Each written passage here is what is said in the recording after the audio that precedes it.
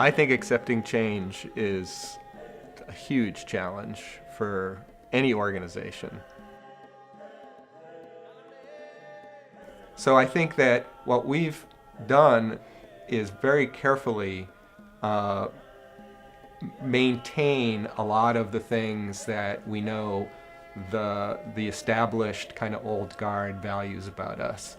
And that's kind of pushed us to expand beyond what we saw as our limits, because we sort of felt like we couldn't abandon that core audience and we couldn't really walk away from the things that we had successfully established ourselves as being good at. But at the same time, that wasn't enough anymore.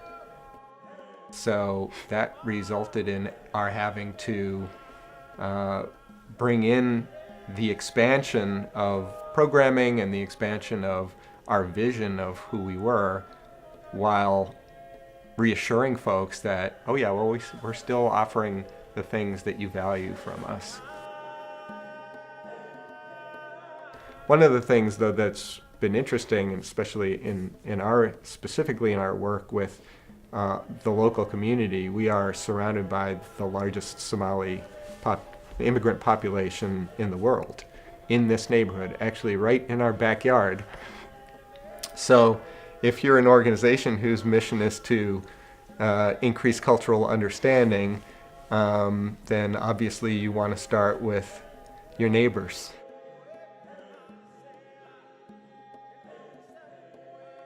I think we learned how to figure out what we're actually good at and what we're not as good at.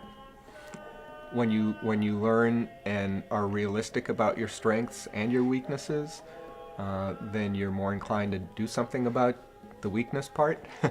And you're also more inclined to understand how to use your strengths to get through difficult situations.